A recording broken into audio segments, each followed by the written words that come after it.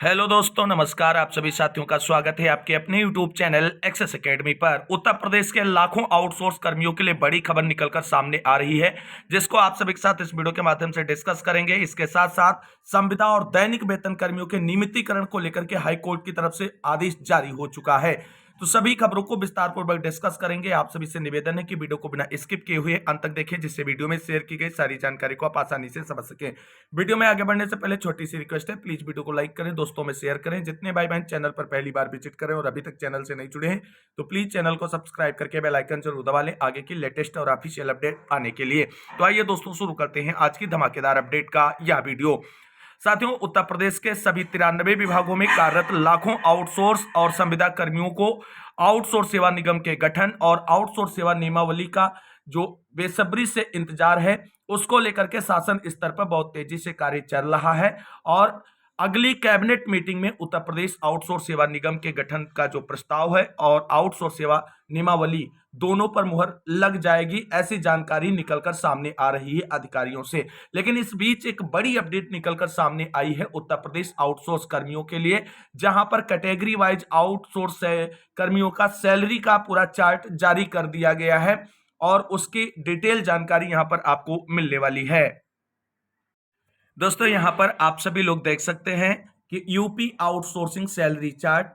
Outsource सेवा निगम करेगा outsource कर्मचारियों की भर्ती, मिलेगी इस आधार पर सैलरी।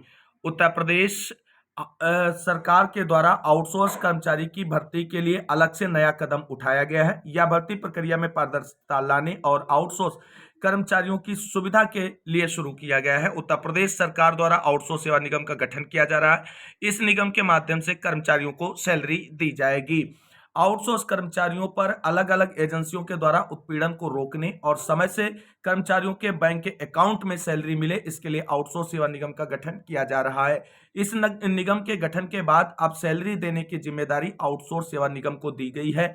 आउटसोर्स सेवा निगम के द्वारा तैयार की गई ड्राफ्ट के अनुसार आउटसोर्स कर्मचारियों को सैलरी उनके पद या शैक्षणिक योग्यता और श्रेणी के आधार पर दिया जाएगा।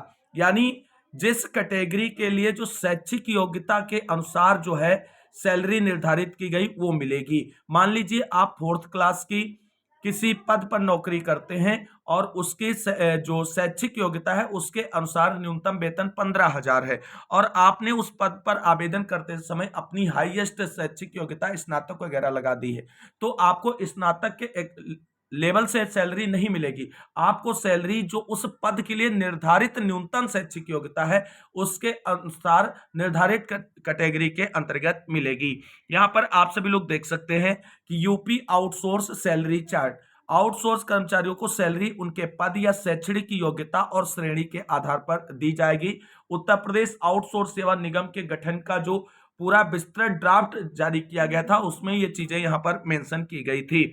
यहां पर आप सभी लोग देख सकते हैं कि श्रेणी दी गई है, यहां पर क्रम संख्या है, फिर श्रेणी है, उसके लिए निर्धारित शैक्षिक योग्यता है और उसके हिसाब से मानदेय की जो दर निर्धारित की गई प्रतिमाह वो मेंशन की गई है।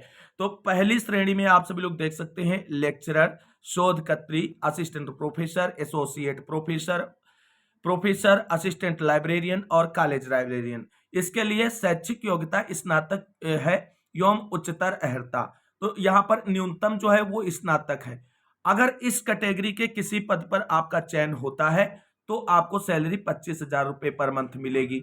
इसके साथ साथ जो सेकेंड कैटेगरी है जहां पर सीनियर टीचर, शोधकर्त्री, वरीय शोध सहायक, डाटा प्रोसेसिंग असिस्टेंट, कनिष्ठ अभियंता, UP ECCE educators, special professional educators, वो सब इस कैटेगरी के अंतर्गत आएंगे और उनको सैलरी जो है 21,000 रुपए पर मंथ मिलेगी। अब बात कर लेते हैं तीसरी श्रेणी के अंतर्गत। तो इसमें कनिष्ठ टीचर, शोधकर्त्री, कनिष्ठ शोध सहायक, प्रयोगशाला सहायक, data processing operator, store keeper, telephone operator, typist, stenographer, driver, वाहन चालक आदि आते हैं और इसके लिए जो शैक्षिक योग्यता है वो इंटरमीडिएट रखी गई है इन पदों के लिए और इसकी सैलरी 18,000 निर्धारित की गई है। अब मान लीजिए तृतीय श्रेणी की किसी भी कैटेगरी के लिए कोई ऐसा अभ्यर्थी आवेदन करता है जो स्नातक की भी डिग्री लगा दे, तो क्या उसे सैलरी 21 या 25,000 मिलेगी?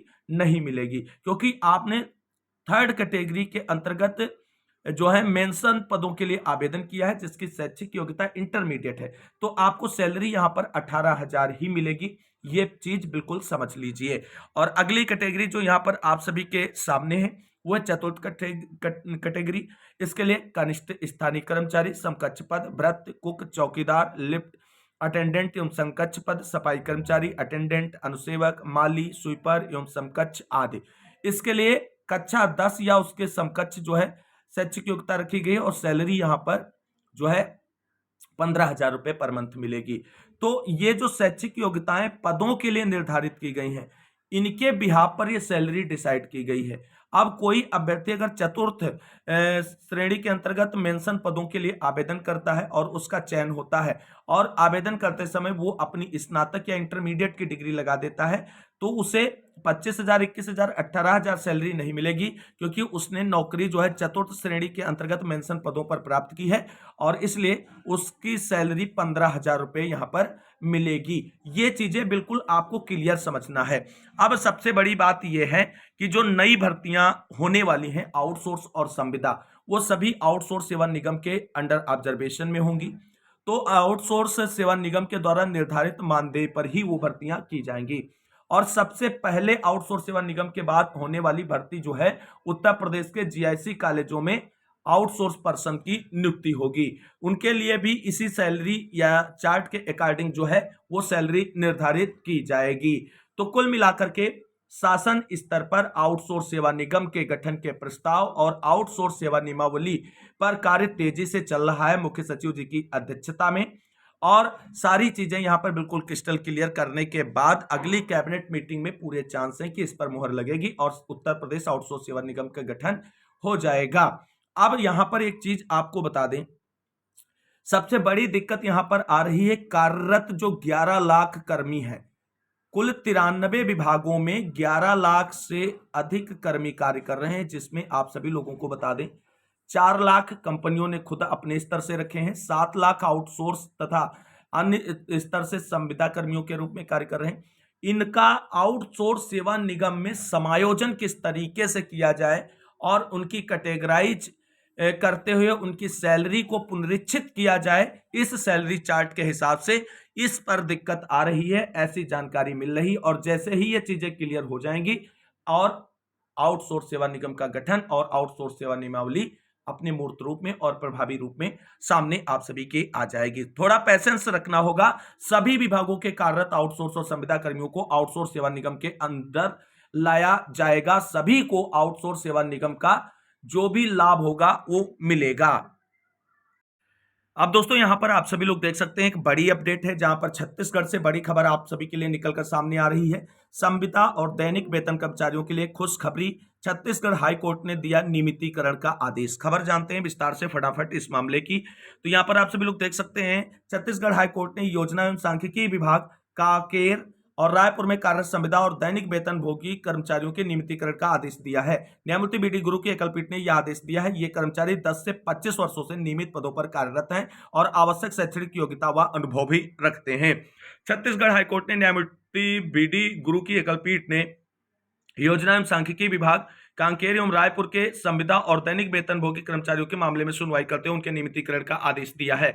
अधिवक्ता सैयद इसादिल अली ने बताया कि छत्तीसगढ़ हाईकोर्ट के में न्यायमूर्ति बीडी गुरु की एकलपीठ ने लोक निर्माण विभाग अंबिकापुर जिला सरगुजा के संविदा और दैनिक वेतन भोगी कर्मचारियों के बाद योजना एवं सांख्यिकी विभाग कांकेर एवं रायपुर के मामले में सुनवाई करते हुए उनके नियमितीकरण का आदेश दिया है। इस निर्णय से 10 से लेकर 25 साल से यहाँ कार्यरत कर्मचारियों को बहुत बड़ी राहत मिली है। याचिकाकर्ता बृहस्पति त्रिपाठी, राजकुमार चोपड़ा, सनत कुमार एवं कन्हैयालाल मानिकपुरी कर्मचारियों ने उच्च न्यायालय के समक्ष अपने नियमितीकरण के लिए याचिका प्रस्तुत की थी। याचिकाकर्ता योजना एवं सांख्यिकी विभाग कांकेर एवं रायपुर के संविदा और दैनिक वेतनभोगी कर्मचारी हैं। सभी कर्मचारी जिस पद पर कार्यरत उसकी शैक्षणिक योग्यता व अनुभव भी रखते हैं। सभी कर्मचारी नियमित पद के विरुद्ध कार्यरत हैं और उन्हें कार्य करते हुए 10 साल से अधिक का समय हो चुका है। याचिकाकर्ता की ओर से अधिवक्ता सैयद इसादिल अली ने याचिका प्रस्तुत की।